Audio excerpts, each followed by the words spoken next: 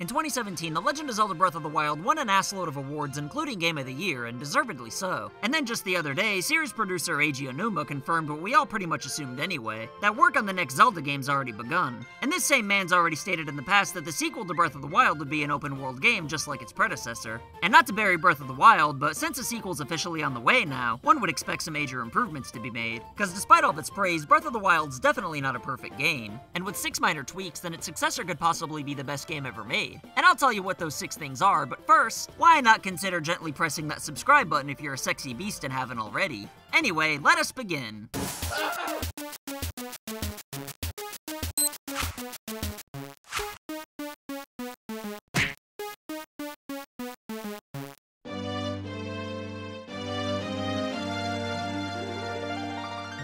Like I said, it was pretty obvious Breath of the Wild was bound to have a sequel. And since that game took 4 years to develop from scratch with the new concept and all that, plus the fact that Nintendo held onto it for another year to save it for the Switch, I'd imagine that N-Dogs at least had an idea of what direction to take the next game in for a while now. I know there were improvements in DLC being added in the extra year of development for BOTW, but I just can't believe that Nintendo hasn't at least started thinking of ideas for the next game since they had to have known that Breath of the Wild would be a success. So if you ask me, I'd bet like $1 that the next Zelda will be out within 2 to 3 years, but no later than 4. And I'll definitely bet $5 that whatever does come next will be a huge improvement over Breath of the Wild. But before you think I'm just gonna pee all over BOTW, or if you're mad that I even implied such a great game has room for improvement, then hear me out. I've spent more time playing this game on the Switch than every other game on the console combined, so obviously I had a great time playing it. And even though I do have some nitpicks, it can't be denied that this game was crazy ambitious. So it's not surprising that everything wasn't perfected on the first attempt with so many changes to the series happening all at once. And most of the issues I do have with the game only come up after about 40 hours of gameplay, so I can't fault Nintendo for overlooking some of these things on their first try at essentially a new series. And remember that more often than not, video game franchises' best entries are the second in the series, so I doubt Breath of the Wild 2, or whatever it's gonna be called,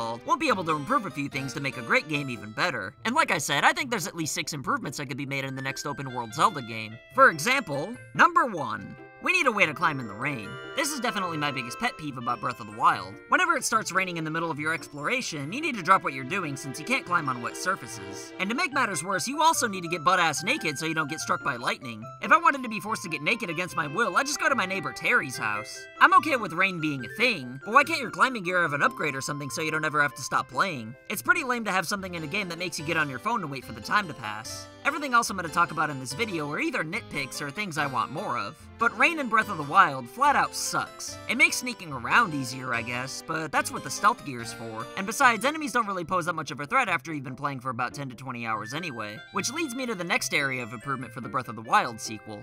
Number 2. More variety in enemies. I like the enemies in Breath of the Wild. None of them are lame, the AI is a huge improvement compared to the previous games, and I even think one of them's got a really nice ass. But after a while, killing them becomes repetitive since there's only a handful of different creatures that you'll encounter. Once you reach a certain point, enemies get stronger and have more health. But if you already know how to beat them, then all this does is waste time when you do have to face them since they're still the same butthole bad guys and it gets kinda boring. And if the next Zelda's gonna be bigger and better, then having more enemies to keep you on your toes would be an obvious area to make an improvement. Number 3. Give us more runes, you butt-asses! In Breath of the Wild, you get all your key items that you'll be using for the entire game very early on. And while I do love that this encourages you to go anywhere on the map at any time, the fact is that having so few items means that there can only be so many solutions to puzzles throughout the game. And after I completed about half the shrines, I found myself saying, Okay, I get it. I'm not saying the next game should close areas of the map off so you get more items in other dungeons. I'm just saying it'd be better to have more items available in general. I know you can use boomerangs in Breath of the Wild as weapons, but they aren't really useful for puzzles. And what about the wall merging ability from A Link Between Worlds? I'm not saying that should or shouldn't be brought back, but I do think that adding more twists to how you solve puzzles in the next game would make it way better. More puzzle variety is really what I'm looking for here more so than more runes. So if the next Zelda can figure out a way to keep the same items and add way more puzzle solutions somehow, then I'm all for it. But I think adding new items would make that a lot easier for Nintendo to do. In structured Zelda games, you'd get 1 item per dungeon, and every puzzle within that dungeon would revolve around using the same item. In my opinion, A Link Between Worlds is the perfect balance between structure and non-linearity by allowing you to buy what you need with certain items being required for different dungeons. But I think the same concept could work just as easily in a new Breath of the Wild.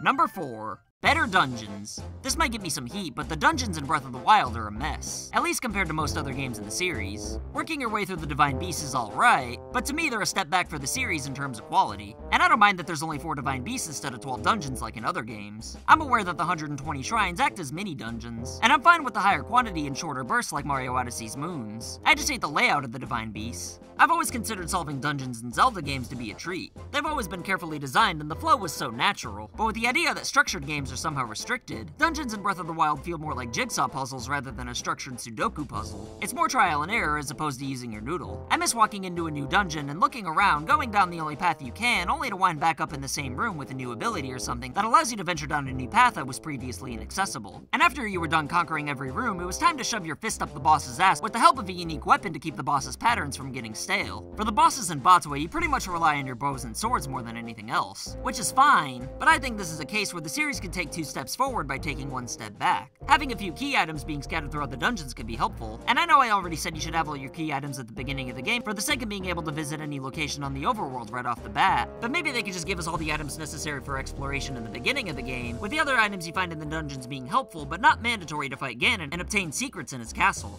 I think I could speak for everybody when I say it's definitely preferable having the option of choosing which order you visit your dungeons in. I just think it makes for a much better time if the dungeons are the one thing in the game that does have structure, and I don't think the idea of freedom should be taken so literal 100% of the time. Number 5. More story. Don't get me wrong, I really like the story in Breath of the Wild, and I think the length to the main story was perfect. However, I'm gonna be an entitled ingrate and say that having side quests with more meaning would really go the extra mile. The side quests in Breath of the Wild are fun, even though the rewards usually suck. But it'd be pretty cool if there were more optional stories with beginnings, middles, and ends, like in Majora's Mask. This is definitely a nitpick, and I don't fault Breath of the Wild at all. It's just that if you're gonna take the next Zelda even further, then this is a great way to do it. And now for my 6th and final idea to how to make the next Legend of Zelda game the best in the series. Higher difficulty. When I first started Breath of the Wild, I died a few times early on due to being unprepared and still figuring things out. This got me really excited since combat in every Zelda game after A Link to the Past has been way too easy. I understand they were easier to be accessible to more people, and while I appreciate the fact that Breath of the Wild has a difficulty setting with the DLC, it's still not difficult enough since the problem with why Breath of the Wild becomes so easy is because the more you explore, the more powerful you inevitably become, which I think's great, but the gap between how strong you become to how weak and easy the final bosses is way too substantial. And besides, I'm not starting a new game anyway if I can't transfer my Korok seeds over at this point. But when I say I want the combat to be harder, I don't mean that I want enemies to have higher HP and do more damage. I just want things to get more difficult the longer I play as opposed to becoming easier due to how strong I'm becoming. I know this might be hard to do, but at the very least I think Ganon or the final boss should be ruthless. Like Mike Tyson Punch-Out ruthless. Because after spending dozens of hours preparing for this epic badass final encounter, I don't want it to be a breeze with the Divine Beast taking half his health away on top of giving me abilities that can assist me even further. I mean, the extra help is fine, but if I'm gonna have all this prep, I want it to feel like it's all necessary. With every upgrade I got in Breath of the Wild, I kept thinking about how tough Ganon must be if they're giving me this much. And after I was done totally milking Ganon, I was left feeling, well, as obvious as this is, I can't not use it. Let down! The next Zelda having a grueling final dungeon would be more rewarding, because people are going to enjoy the next game regardless, even if they don't finish it. And if people can't beat the final boss, then it'd encourage more exploration and preparation. If Ocarina of Time's final boss was brutal, then people probably would have just given up since there's not much else you could do to prepare outside of gaining a few more hearts. But now with there being so many ways to restore your health and abilities you can use, there's no reason not to challenge people to the point where beating the game would be something to brag about. But that's pretty much everything I want to see out of the next Zelda game. These are just some ideas I'm spitballing, and I'm not saying these are the end-all be-all. Even if Nintendo doesn't incorporate any of them, which I'd be surprised if they didn't, seeing as how Reggie-san and I are BFFs, then I'm not gonna piss and shit everywhere just because the game ends up not being what I had in my head. After all, Nintendo obviously knows what they're doing, and I'm sure that the next game will be great, and either way, I can't see it not being better than Breath of the Wild. What do you want out of the next Zelda game, though? Let me know in the comments down below, and as always, I'll pin whatever I find most entertaining. Don't forget to like and share this video if you want to help this channel grow and do cool stuff. And if you're a super ultra mega badass, then feel free to click the subscribe button. My name's Cameron, and I'll see you next time. So I want to say thank you to your loyalty, thank you for your support.